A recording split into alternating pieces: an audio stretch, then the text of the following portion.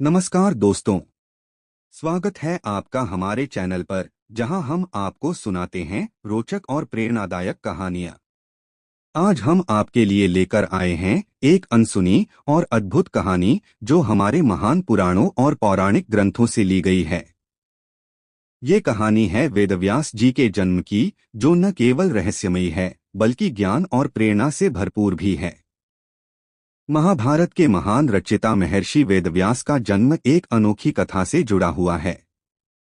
वेदव्यास का असली नाम कृष्णद्वैपायन था। प्राचीन काल में राजा उपेचर महान प्रतापी और धर्मनिष्ठ राजा थे। वे सत्य के पालन में दृढ़ और देवताओं के प्रिय थे। अपनी कठोर तपस्या से उन्होंने देवराज इंद्र को प्रसन्न किया, जिन्होंने उन्हें एक अद्भुत विमान और कभी न मुरझाने वाली दिव्य माला प्रदान की। राजा अक्सर उस विमान पर सवार होकर आकाश में विचरण करते थे। शिकार में उनकी विशेष रुचि थी और वे नियमित रूप से वनों में जाते थे। राजा की पत्नी गिरिका अत्यंत सुंदर और पवित्र हृदय वाली थीं। वे राजा से प्रेम करती थीं और भक्ति में लीन रहने वाली थीं। उनका समय प्रायः ईश्वर के भजन और चिंतन में बीतता था। एक बार गिरिका ऋतुमती हुई। 3 दिन के शुद्धिकरण के बाद जब वे तैयार हुईं, तो राजा उपेचर शिकार के लिए वन चले गए।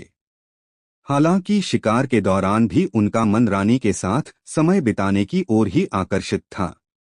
दोपहर का समय था। राजा एक अशोक वृक्ष के नीचे बैठे थे। ठंडी सुगंधित हवा चल रही थी और पक्षियों का मधुर गान वातावरण को और भी मोहक बना रहा था। ऐसे में राजा का ध्यान अपनी रानी की ओर चला गया। उनकी मनोवृत्ति कामोत्तेजित हो गई, जिससे उनका वीर्य स्खलित हो गया। राजा ने सोचा कि उनका वीर्य व्यर्थ नहीं जाना चाहिए। उन्होंने उसे एक पत्ते से बनी कटोरी में रखा और अपने विमान से एक बाज पक्षी को बुलाया।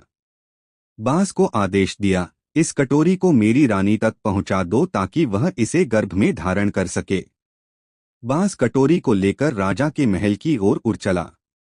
रास्ते में जब वह यमुना नदी के ऊपर से गुजर रहा था, तभी एक दूसरे बाज ने उसे देख लिया। दूसरे बाज ने सोचा कि पहले बाज के पास खाने योग्य कोई वस्तु है और उसने उस पर आक्रमण कर दिया।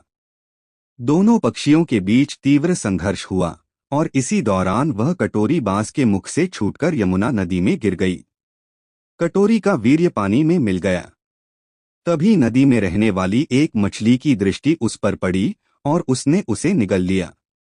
जब राजा उपेचर द्वारा भेजी गई कटोरी बाज के संघर्ष के दौरान यमुना नदी में गिरी, उसमें रखा वीर्य नदी के पानी में मिल गया। वहां एक मछली ने इसे खाने योग्य समझकर निगल लिया। इस घटना के परिणामस्वरूप मछली गर्भवती हो गई। कुछ समय बाद दासराज नामक मल्लाह ने शिकार के दौरान उस मछली को पकड़ लिया। जब उसने मछली के पेट को काटा तो उसमें से एक बालक और एक बालिका निकले। दासराज ने इन बच्चों को राजा उपेचर को भेंट किया।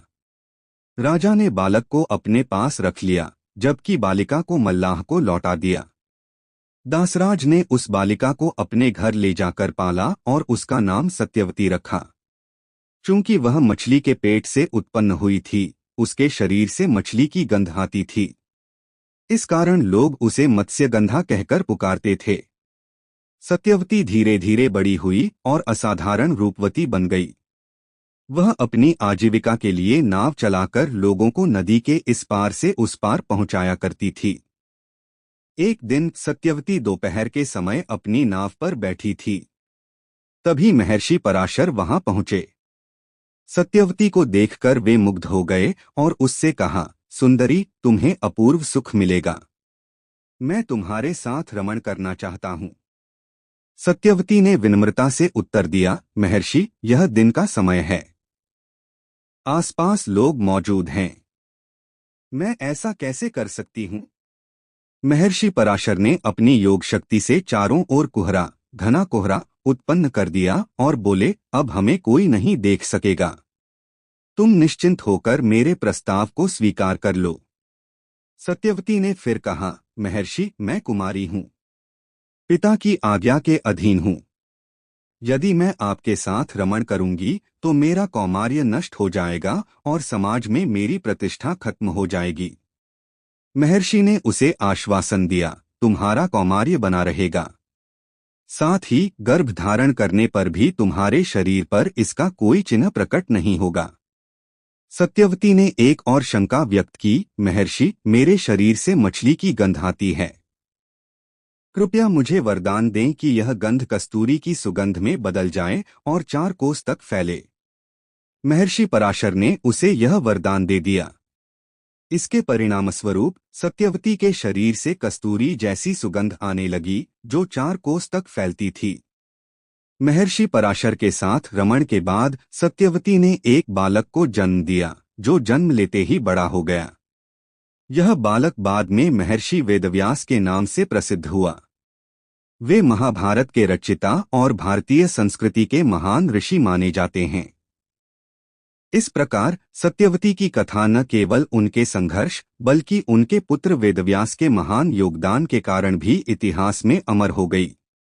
दोस्तों, अगर आपको हमारी यह कहानी पसंद आई हो तो इसे लाइक करें, अपने दोस्तों और परिवार के साथ शेयर करें और हमारे चैनल को सब्सक्राइब करना न भूलें। आपकी छोटी सी मदद हमें और भी बेहतरीन वीडियो बनाने के लिए प्रेरित करती है। साथ ही बेल आइकन दबाना न भूलें ताकि हमारे नए वीडियो की जानकारी सबसे पहले आपको मिले। धन्यवाद।